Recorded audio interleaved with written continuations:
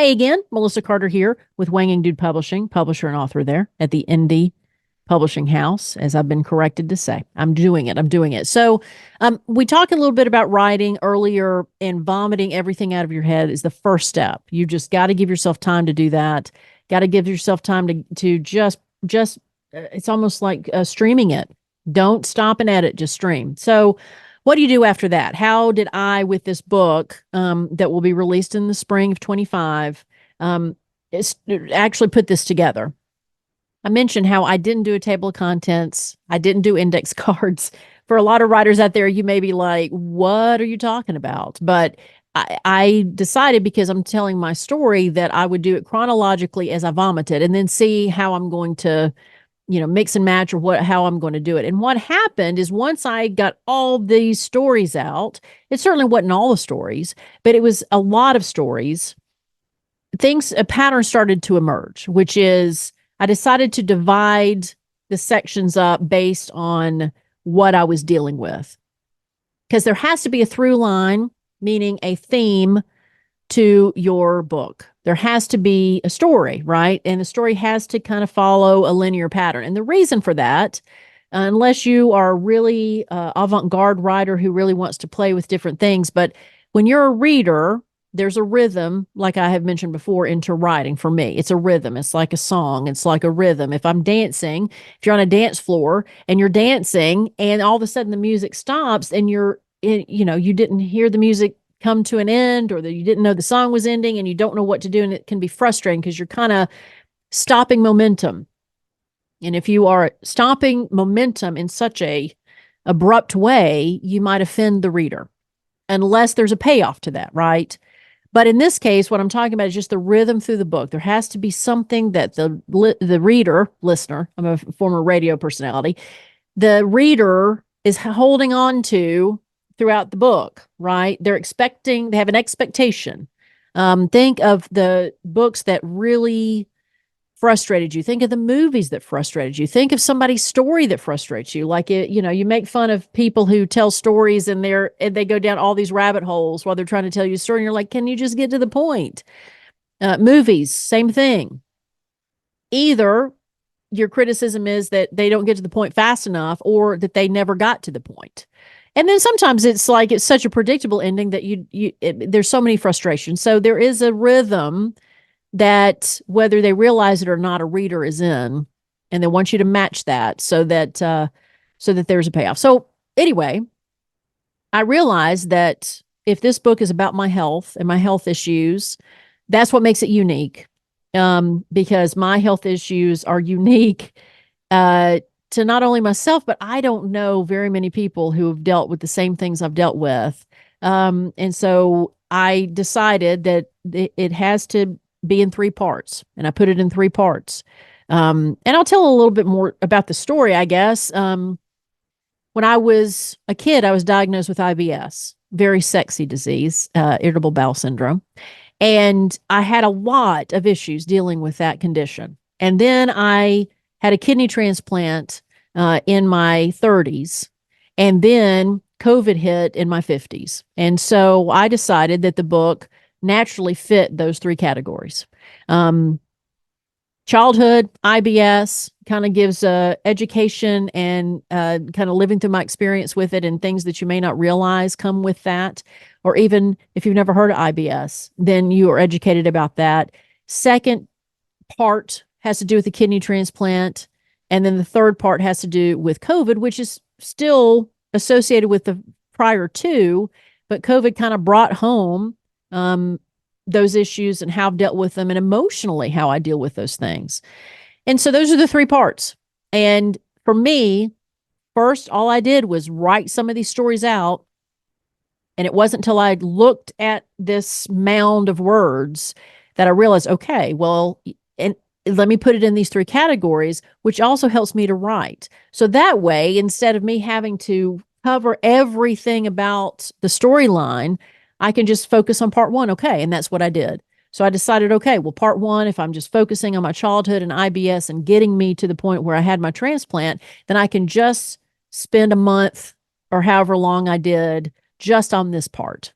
And then when it was time for the transplant story, I got intimidated and moved on because there's a lot of detail in that. And then I went to the COVID days because it was the most recent. And so I put that through, and worked on that part. And then I came back to the center, which is really the bulk of the book, which is my kidney transplant. But then I thought, okay, you have one through line, and that's my health. That's the major point of this book. Well, then there has to be something else that's interesting to the reader because, like, if you didn't listen to me on the radio, then who cares? Like Melissa Carter, great. I don't, why should I pay for a book about somebody I don't know about a condition or a process I'm not really that interested about?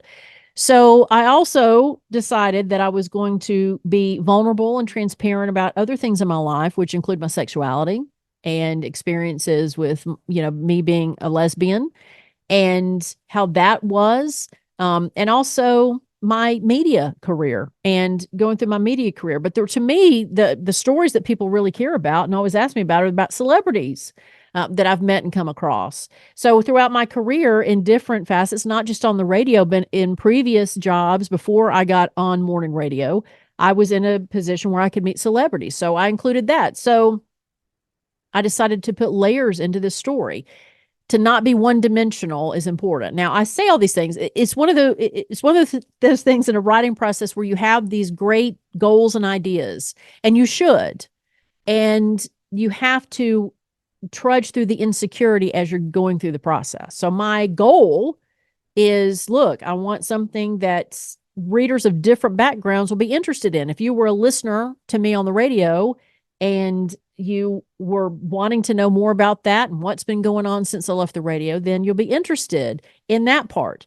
If you're someone who is dealing with sexuality issues or know a loved one that is, there's information there that will be beneficial to you.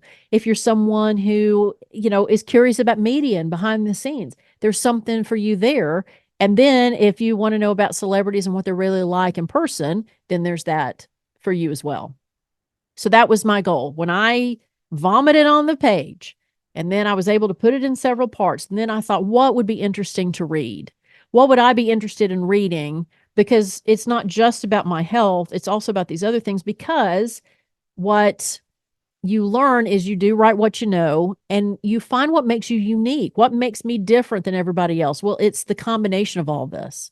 To be a media personality, to be someone who's a lesbian, to be someone who had IBS, has IBS still, someone who's been through a kidney transplant and what that's like, and somebody who I didn't hear these voices as much as I would have liked during COVID, but those who truly, truly had to take that seriously.